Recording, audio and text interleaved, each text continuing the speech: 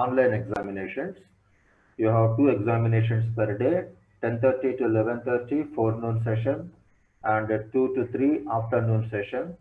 So Monday you have computer networks and security in the forenoon, and afternoon you have software engineering. And the sixth Tuesday, web technologies in the morning session and CADA in the afternoon session. And the seventh Wednesday, you have the compiler design. So our subject is on Tuesday, 6th. So 5th, 6th, 7th, you will be having your mid-one examinations conducted through online. The mode of conductance, the rules, where to log in, maybe Google Classroom or elsewhere. So everything will be told to you. But note the examination timings. It is 1 hour examination, 10:30 to 11:30, and then 2 to 3. And the pattern is something like this.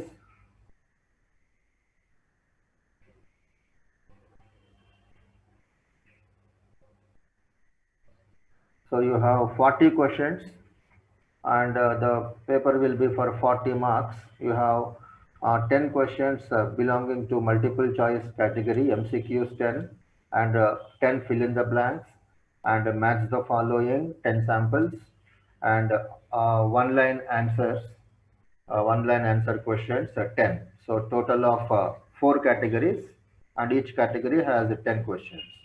And syllabus, you know that pretty well, right? Complete unit 1 and unit 2, total of unit 1 and unit 2, and first half syllabus, that is only up to XML, only up to XML. JDBC, we will think for second mid. So that is a unit 3. Duration of examination is 1 hour. So you get 0 or 1 mark depending on the correctness of the answer, and whatever you score for 40 will be scaled to 20 marks, and 8 marks are for the assignment, and then 2 marks are for attendance, isn't it? And 8 marks are for the assignment. I already gave you the assignment. Those who did not submit the assignment, please submit the assignment by tomorrow evening, Sunday evening. So after starting from day after tomorrow, even if you send a PDF also, that will not be considered at any cost. So by tomorrow evening, all pending assignments should be sent. Those who are already sent, well and good, no problem. Otherwise, you need to uh, complete the formalities. All right. So that we know about the mid-one examinations, and then let us continue our discussion of XML. Okay. So we started with the virtues of XML yesterday, what it is meant to for, used for both designing new markup languages, and more importantly these days, it is being used to convey some information either to the servers or for data storage and data transportation. And XML is an independent language. It doesn't belong to any particular software or hardware. So there are plenty of APIs supported by many programming languages, including Java and Python, which allow you to interact with the XML. Uh, so these basic points we have discussed yesterday, and even we went through the simple syntactical rules. Every XML document must have exactly one root element, and optionally we can specify the prologue, and every XML element should have both an opening tag and a closing tag, and XML is completely case sensitive and properly nested XML tags, and if attributes are provided, they should be in the form of name is equal to value, and value should be always quoted. And there are some characters which are having a special meaning in XML, like left angle bracket always indicates the beginning of the tag, and the right angle bracket always indicates the end of the tag. That means the software that parses XML, that examines XML, is designed in such a way that every time it sees a left angle bracket, it assumes the beginning of a tag, and the right angle bracket indicates the closing of the tag. That is how the XML parsers will be able to scan and detect the components of the XML document.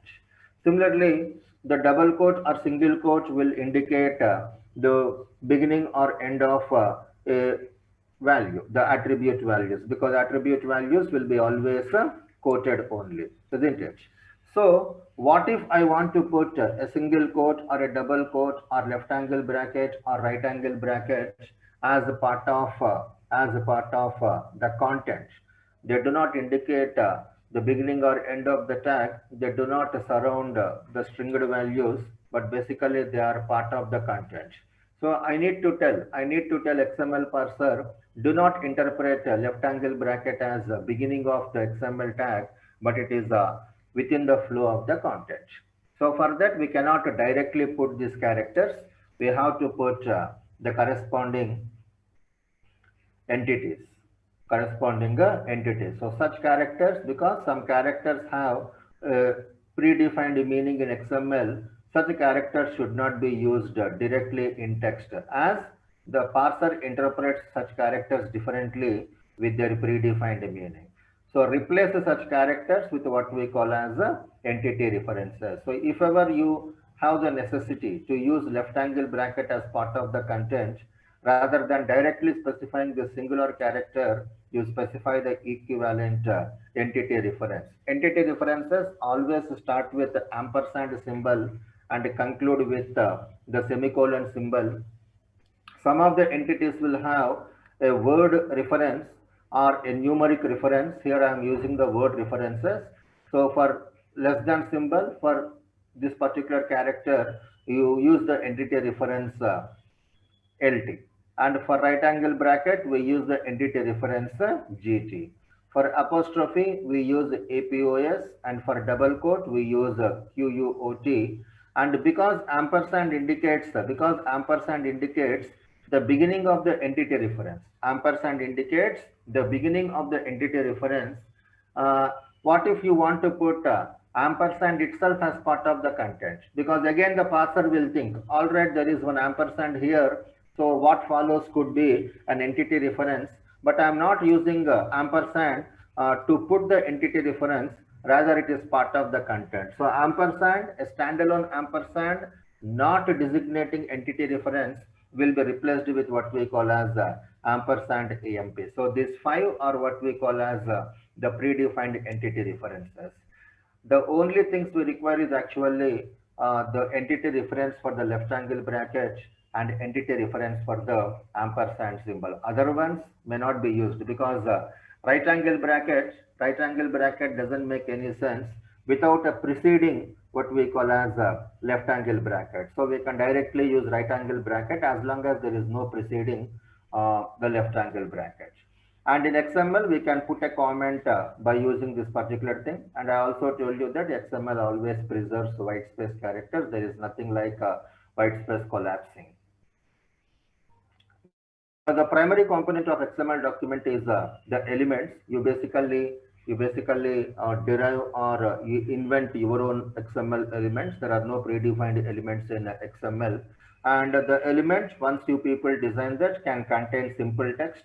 In the opening tag, it can have attributes, or if it is a complex one, then it can have embedded elements as well. So as part of the content, you can have text, attributes, elements, or a mix of all these things. If element has no content, it is said to be empty element. We designate the empty element with just the closing tag following the or preceded by the opening tag with nothing in between, or we can use the self-closing notation. And I even discussed about the naming rules, pretty much same as in every programming language. And I also told you about the attributes here. Attributes are designed to contain data related to a specific element, and they must always be quoted. You are free to use either single quotes or double quotes.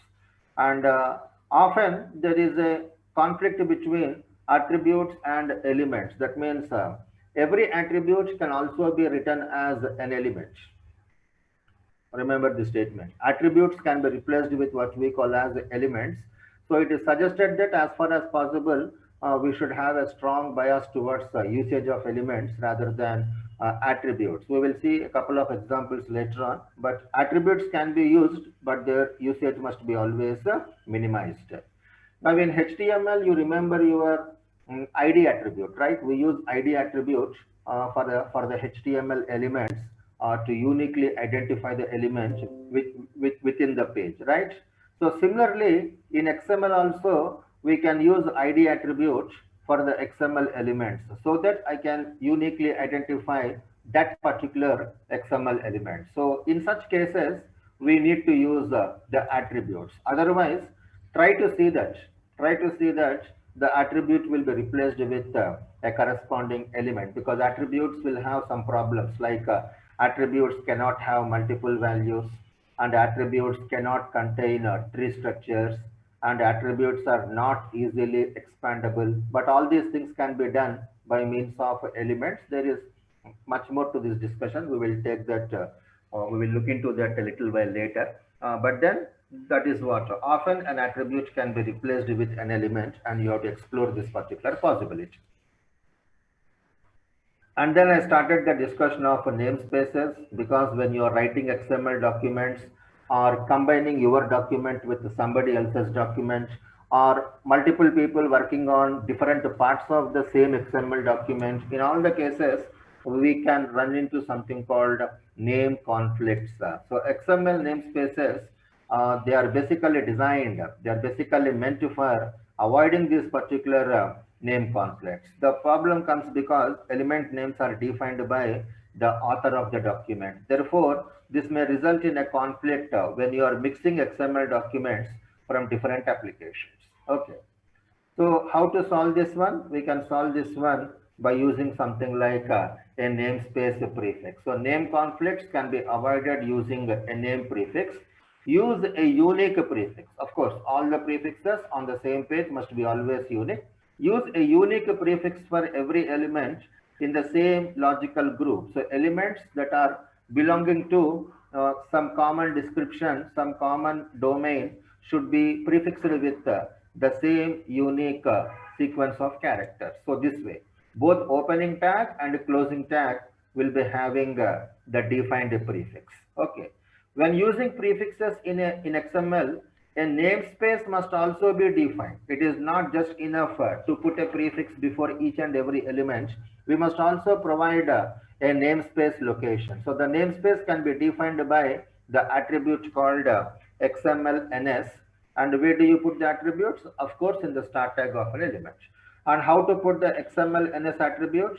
We write XML_NS. You can assume it is a reserved word, though it is not a reserved word. Then colon symbol, and then basically whatever prefix you have chosen, and then we provide the uniform resource identifier, a unique identifier pointing to the resource where we possibly have some definition of this particular namespace. So this gives the prefix a qualified namespace.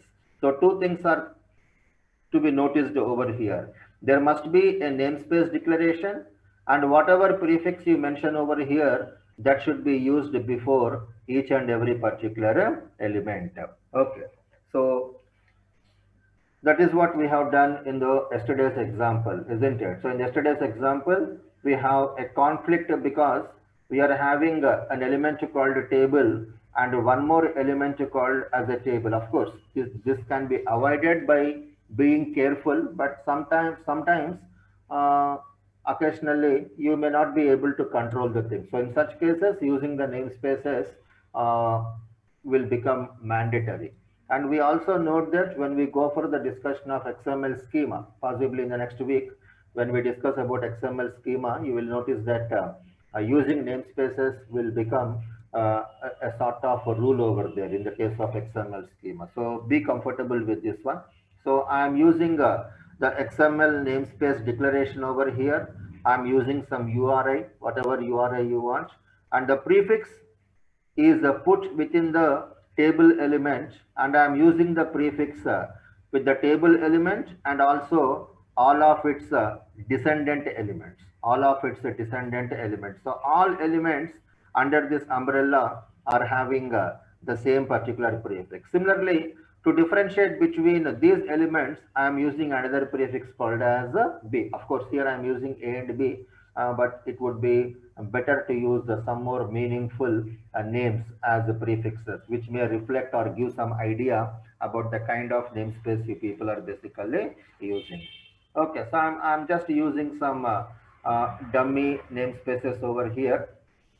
It doesn't matter what particular, assume I'm using something like ns, that means a dot ns, and here I am using b dot ns. So we assume these are the files that will be useful, that will be available, which provides some description about these elements. So when I open this file, uh, so when I open this file, you are getting the complete description about this one. As I told you, the browser will render the document as it is, because browser cannot interpret what is the meaning of this particular element. So I hope you are comfortable with the usage of these namespaces. Okay. Now, when a namespace is defined for an element, all the child elements with the same prefix are associated with the same namespace. That is what I said. So when you define the namespace for the table elements, like in the previous example, all of its children and children of those children, all of them will be basically using, or they by default belong to the same particular namespace. Namespaces can also be declared in the root element. So you can also, so where did I put this namespace over here? In this particular element, because this is the parent element for all the corresponding sub elements. Or else I can just take this one and then I can put that as part of the root element. Then I can take out this particular XML or namespace declaration. I just remove this one. I put a space and then I will.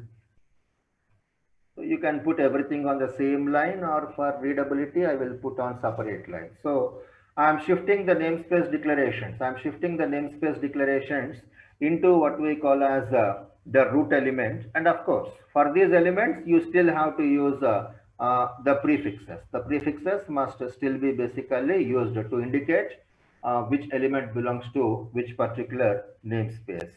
So I just refresh my page and there is no change over here. Everything is same. The only thing is that the namespace declarations right now are shifted to what we call as the what you call root element.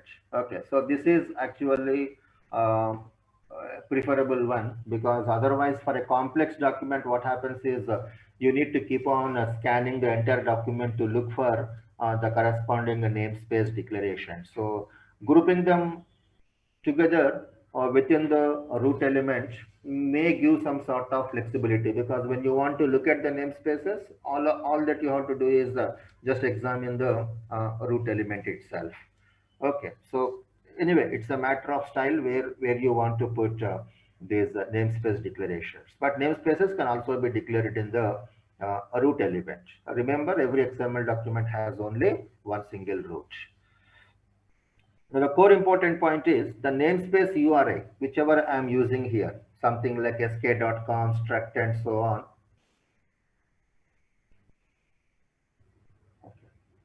So whatever URI you are using here, sk.com, struct, sk.com, furniture. So these URIs are not used by the parser to look up the information. Parser is not going to check for the existence of that particular file which you are putting as part of the URI or referring as part of the URI.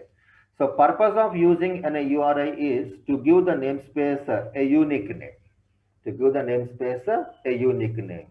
So we can use the namespace as a pointer to a web page with the namespace information. So if you have that file existing, if you really have a description file providing information about the namespace, you can use that. We will be doing that in XML schema. We will be really using not a dummy file, but an existing file. But then the parser is not going to look for that particular information. So you can use that file programmatically, but the XML parser itself is not going to verify for the existence of that particular file. Okay, so we know, so you know about URLs, URIs, URNs, isn't it? So what is URI? It is just a string or a sequence of characters that uniquely identifies some resource on the internet, some resource on the internet. Okay.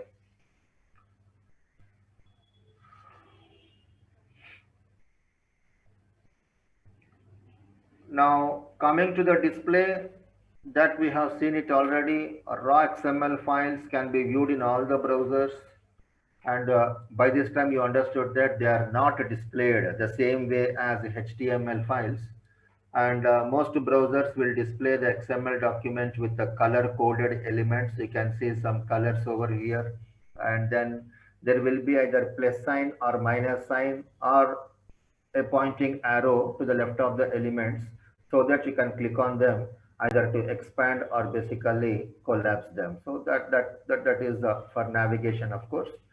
And if you want to view the source documents, then you know what to do. You can just right click and then you can say view page source, and you can see the complete source that you have basically written, isn't it? So these are pretty things, of course.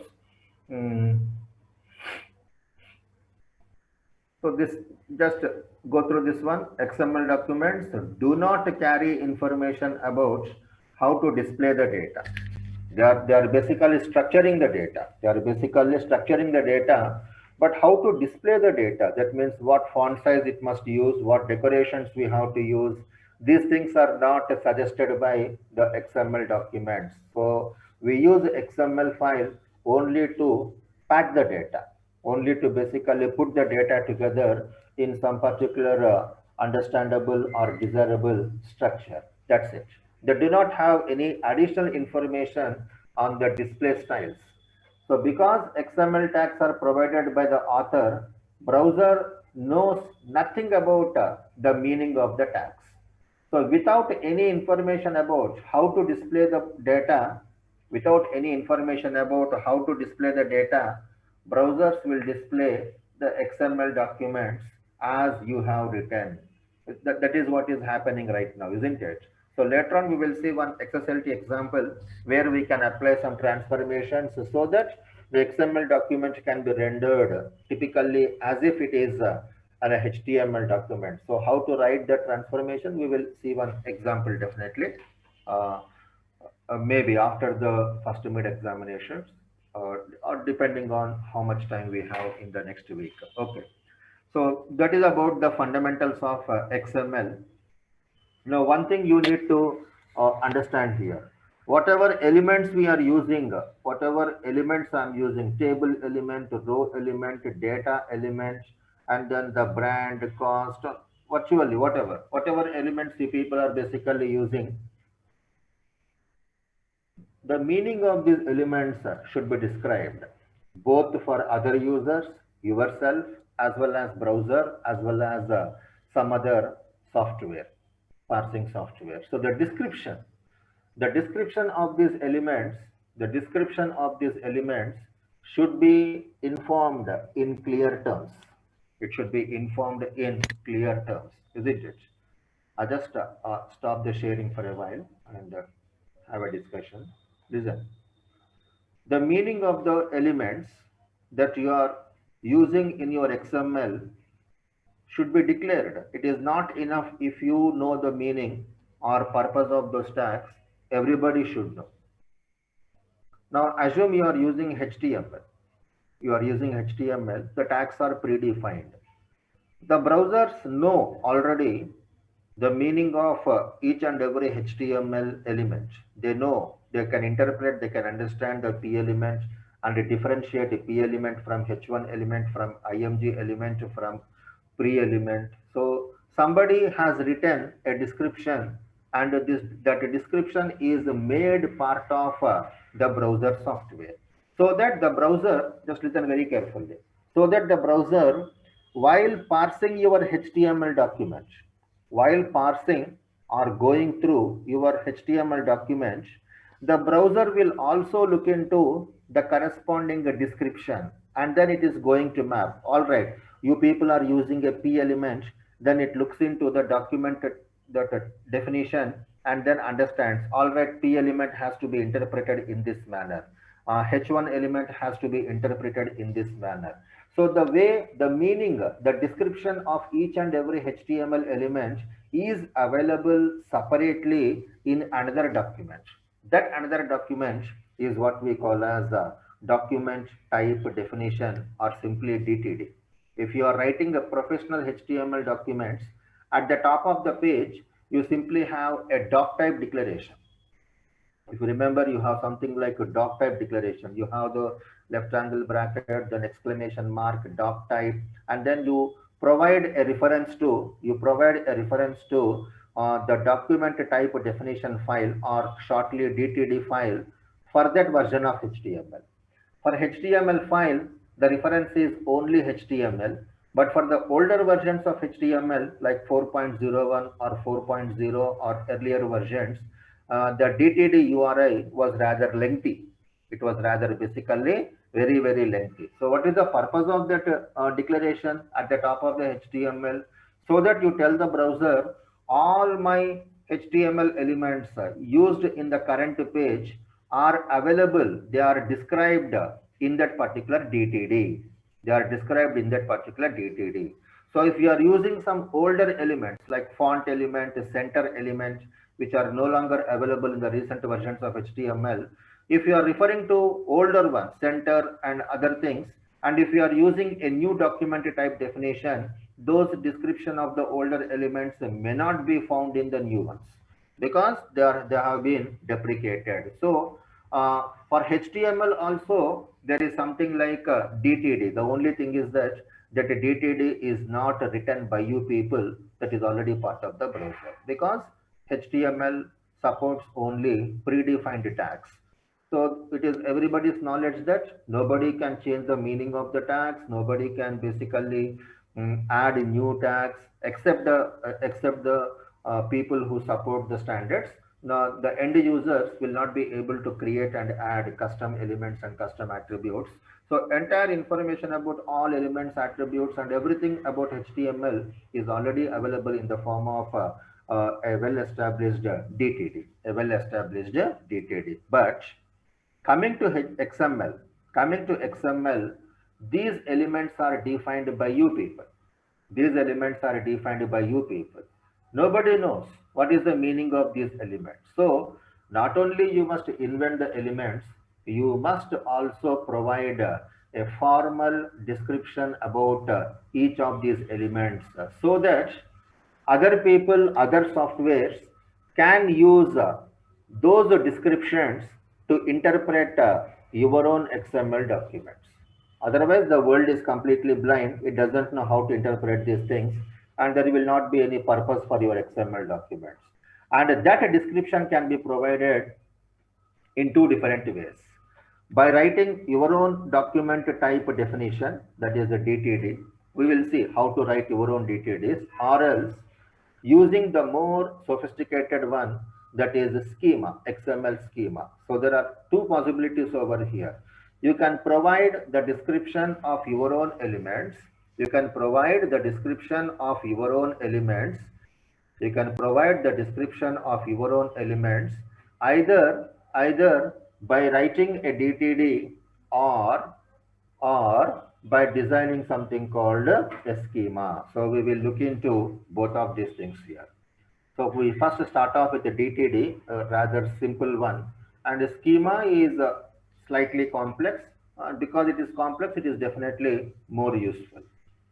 So DTD stands for document type definition. What does it do? It defines the structure and the legal elements and attributes of an XML document. It simply specifies what are the elements you can use and what are the attributes that you can use for so and so elements, how to use the elements, what are the permitted values for the attributes. So this kind of description can be provided by means of the DTD.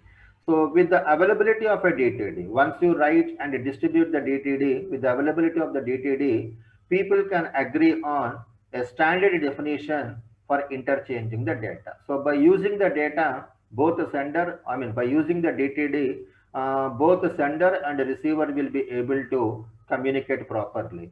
So the sender has to use only those elements part of the DTD, and the receiver may be another software. The receiver possibly can interpret the elements by looking into this particular DTD.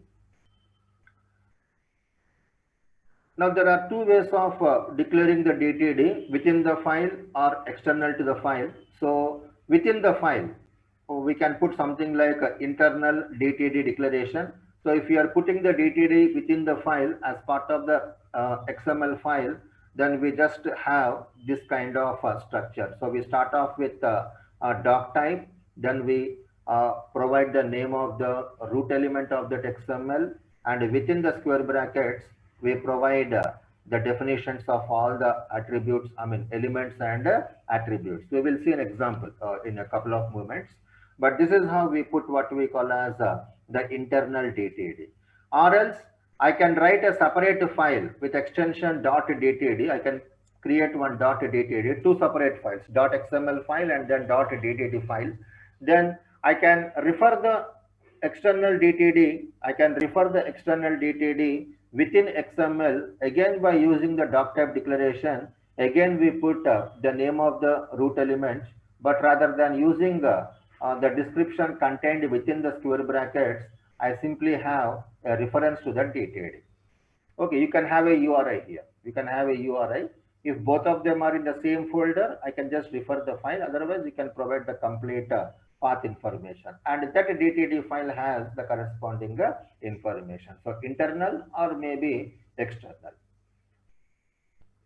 Now just let us look at what will be comprising the DTD, what are the things that will be part of that particular DTD. So from the DTD point of view, an XML document has the following components. From the point of view, the XML document has the following components. What are the components we have? We have the elements.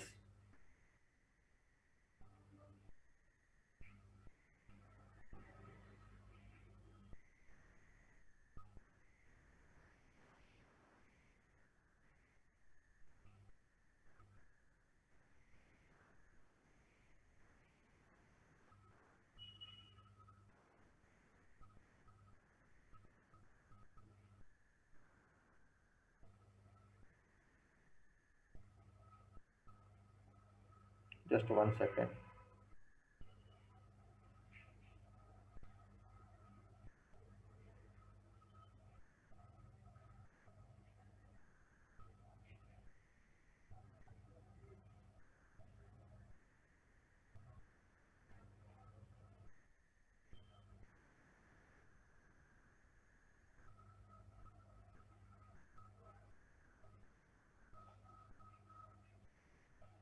So all XML elements, all XML documents will be containing elements, and elements will have attributes. We can use something like entities. Then the text will be either character data or parsable character data So that is what we are going to basically do over here.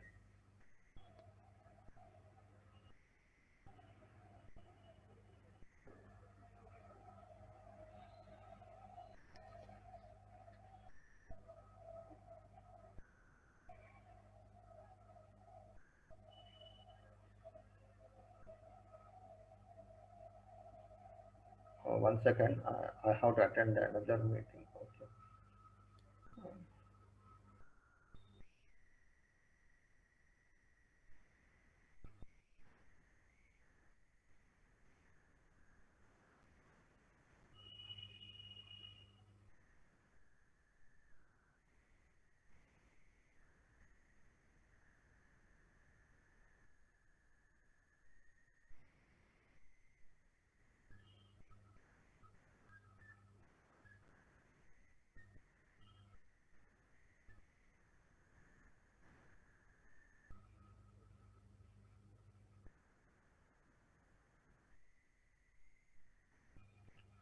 Okay, so elements are basically the main building blocks that we have. Elements are the main building blocks, and what the elements can contain, they can contain text, they can contain other elements, or occasionally they can be what we call as empty also. They can also be basically empty, but we know that for the major part, our document will be containing something called as uh, the elements only. Apart from the elements, you can also have something called the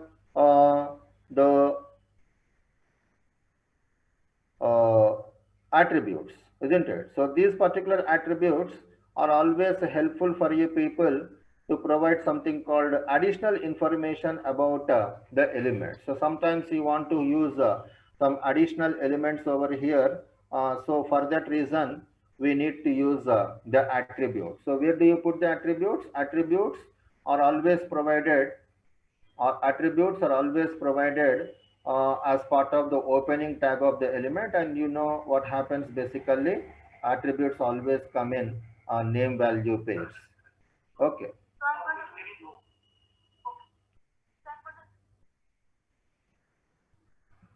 Some characters have a special meaning in XML. We have seen that a little while earlier, and for that we use something called entities like ampersand, AMP, ampersand, APOS. So these entities are expanded when the document is parsed by an XML parser, isn't it? So entities must be used, or they can be basically used over there. But then you will be able to use those particular things. Okay, fine. Now, the point to understand here is basically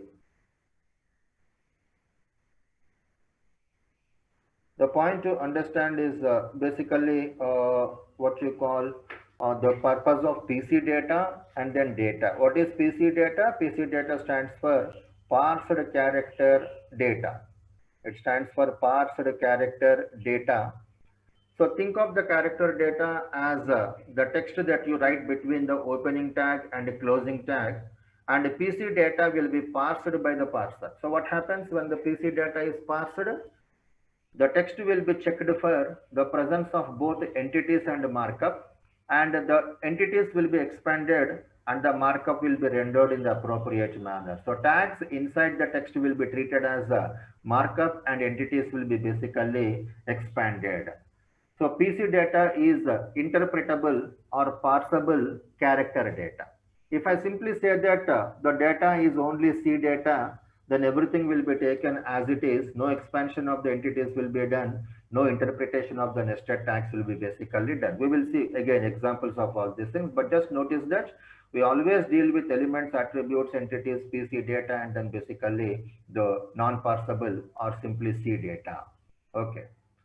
Now, we need to understand how to put all these things as part of the DTD, how to specify all these things as part of the DTD. That we need to basically understand. So we start off with what we call as elements. In a given DTD, we declare the elements in this particular manner. We simply say element, that is a sort of what we call as a keyword, though XML doesn't have any reserved words or keywords. And then we provide the element name as given by you people, as specified by you people. Then we specify the category to which this element can belong to. There are multiple categories. We will look into all of them. So the category to which this element belongs to. Or sometimes the element may be parent element for other elements. So we can put what we call as element content. Either we specify the category or we can put a parenthesized element content. Suppose the element is empty. If the element is empty, then the category will be written as what? Empty. We simply put the element name and then what we call as empty in uppercase. So it indicates that basically the element is empty element. Elements with only parsed character data. If the element is containing only parsed character data, then we use the content as basically PC data. We use it as basically PC data. So what is the category we are using here? What the element content is basically PC data inside a parenthesis. So elements with only parsed character data are declared in the following manner. If the element can contain any combination of data, then we simply put the keyword called as any keyword. No content at all, only parsable character data, or any content, character data or parsable or anything else, basically we use what we call as any. But if the element is acting like a parent element for a number of other elements, then we put the sequence of those children the child elements within the parenthesis. And basically, mind here, the sequence in which we specify the child elements is very much important. So when children are declared in a sequence separated by commas, the children must appear in the same sequence in the document. They must appear in the same sequence in the document. So here we will take up a very simple example. I'll just remove everything over here. And for simplicity, I'm also removing those things. So I simply say table, and then we have slash table. I'm just using a very simple example to give you an understanding of the meaning of this thing. So I'm saying brand, and then I'm just using some dummy values over here, and I will put the cost, uh, let us say 400 units, and then I'm putting some other attribute like a color attribute. So I'm just using some elements over here, three elements: brand, cost, and color, as part of the table elements. Now, before the root elements, I can provide my document type definition. I can simply say a root, okay, uh, and I just open the parenthesis, then a square bracket, I close the square bracket, I'm closing this right angle bracket. So here is where I'm opening the left angle bracket, here is I'm closing the right angle bracket, and the pair of square brackets will contain the description. So I'm writing what we call an internal DTD, isn't it? So this is how you write what we call as the internal DTD. Okay. Of course, here I am using something like root, or else I can use something like a Q over here. Then in that case, here I will be using Q. Okay. Now within this one, I can write my elements, the description of my elements. So how many elements I'm having here? Four elements: table element, brand element, cost element, and then color element. I will provide the description of each of them element. What is the first element I have? Table. The first element is basically table, but this table is containing three more elements. So I will simply list them in that order. I will say brand, cost, and then basically color. Then I will close it. So this statement is providing a description of what we call as the table element according to our particular information, isn't it? So we are saying that the element called table is having further children, and whatever child nodes we have, child elements we are simply listing them within the parenthesis separated by a comma. Now the second element I need to describe is brand. So I will simply once again put the element declaration. The name is basically brand right now. And what is that it is containing? It is containing parsable character data. So I will simply specify it as so, isn't it? Because it is containing what we call as only the text data. Similarly, we can do for the remaining things as well. So we say element, and then we will put the element name, color. It also contains parsable character data. Okay. So this is a very simple DTD which contains the description of only the elements. Of course, we will be adding entities, attributes, then the rest of the categories. We will provide alternatives for attributes. So lots of things are there, but we are starting with a simple. So we have put something called an internal DTD as part of my page. So I'll just go back here. I'll refresh my page. So when I refresh my page, again I am getting my particular page without any problem. So if I uh, look at my console, okay, my console is also pretty well shaped. There is no error over here because any errors may be shown in the console window. So what we have done here is we just added something called a simple DTD definition. How to make use of this DTD programmatically, we will have a discussion of that one. If a brand has childs, then where we should include it as part of the brand itself. As part of the brand itself. Do you mean to say the brand is having both the text data as well as children? Normally, if you look at the elements, elements either do have text or they do have what we call child elements, not both of them, right? Not basically both of them, but possibly you can have something like this. Because you have put the question. So I am adding something like description. I'm having something like a description so that I can provide a longer description of these things over here. And this piece of table is very popular. Okay, so this piece of table is very popular. So I'm providing something like a description over here, and then I will be adding one more element. So let us say description, and then I will put something like PC data. Okay, all right. But suppose you want to provide this description, as a part of what we call as brand.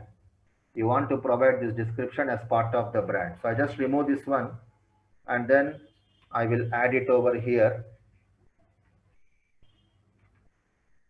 I will add it over here. Now, this brand itself is becoming a parent element. This brand itself is becoming a parent element for what we call as the text as well as something called as the description. So for that, what we do here is, here as part of the element, I mean brand element, I will remove this one now. Okay, I can put it also, no problem.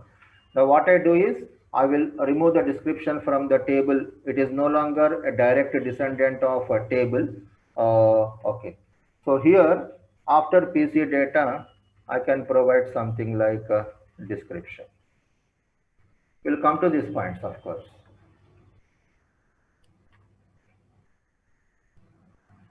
That means it is containing, the brand element is containing both the PC data as well as one more element called as the description, because it is having the content as well as what we call as a nested element. I'll come back. It doesn't, okay, R is expected now.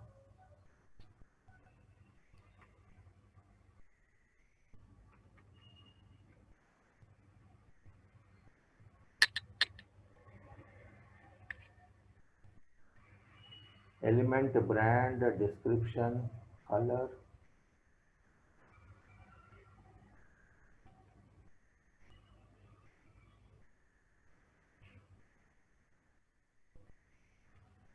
Element is closed, brand is closed, PC data, element, brand, description or PC data. It is coming. Brand cost, color is closed. Then for brand, I am putting PC data or description. Or we can simply use something like any over here.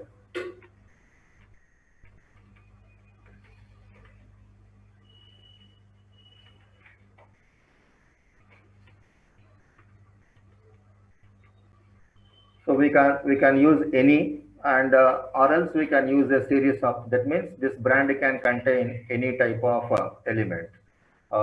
There is also a possibility of listing out the combination of elements. We'll look into that, but for the moment I'm using something like any to indicate that this brand can contain any type of content. Okay. So we are looking into these things. Okay, this is for empty element and this is for PC data, and this is basically for any kind of data. If it is a parent for multiple child elements, we simply list out them one by one in the declaration. And uh, so if you want to indicate that the child element occurs only once, exactly once, the child element occurs exactly once, then we simply specify the child element. But if I use a plus symbol after this element, if I use a plus symbol after the element, it means the child element will occur at least one or possibly more number of times. At least one or possibly more number of times.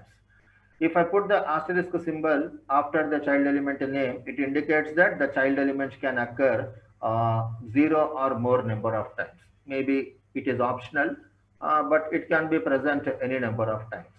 If you want to indicate that the child occurs only exactly either one time or maybe not at all, either zero or one time, then the element name should be followed by what we call uh, the interrogation symbol, the question mark symbol. And if you want to provide alternatives, either this or basically that, either this or basically that, then we can use the R symbol, the vertical bar symbol, to indicate that either of the elements can appear as the child element of this particular one, as child element of this particular one. So that is how we can basically have a discussion of the elements over here. Okay. So we can specify a grouping of children indicating whether child 1 appears. You can have more, of course. You can put the vertical bar, child 3. You can provide many different alternatives. So any of them are basically acceptable over there. So that is how we can declare elements as part of your DTD description. Okay, not only the elements, uh, okay, not only the elements, we can also provide the description of what we call as attributes as well. So if elements are having some attributes, then we can provide the attributes. And attributes, you declare them in the following manner. We start with the at list, and then we provide element name, element for which you are providing this attribute, then the name of the attribute itself, and what is the type of the attribute, and what is the default value of the attribute. So we can provide these four options here: element name, attribute type, and then attribute value.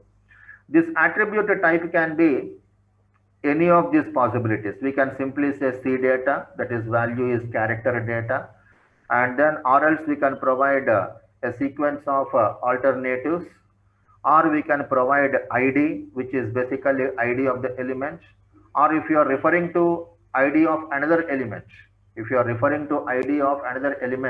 then attribute type will be something like ID ref.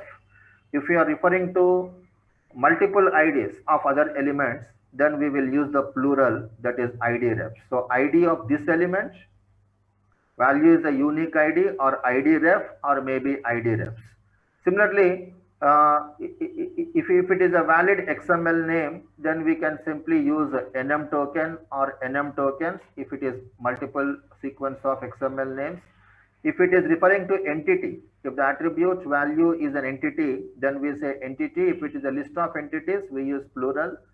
Or else we can simply use XML colon if it is a predefined value, or if it is some sort of notation, we use notation. Most of the time we will be using the first two options only, C data and then multiple values. We will look into that. And the fourth part, attribute value, will be either a default value. We can provide a default value. If user is not supplying the value, the default value will be used. Or else you can simply use the keyword required here. That means you are saying that the value has to be mentioned at any cost by the user who is designing the XML page. And this implies optional attribute. It may or may not be present, doesn't matter. But sometimes the attributes may have the same permanent value. In that case, we use the word fixed followed by whatever is that permanent value. So that is how we can define the attribute. Suppose, for example, I am putting at list over here, and I want to provide one attribute. I want to provide one attribute for the table element itself. So I will provide the element name as table, and let us say the name of the attribute is shape, and the type of the value it can contain is C data. So I'm providing the element name, the attribute name, and attribute type as a C data. Now I can provide the value here. I can provide the value by saying something like the table can have a square shape, or maybe I can say basically the table can have a square shape or a rectangular shape, or maybe a circle,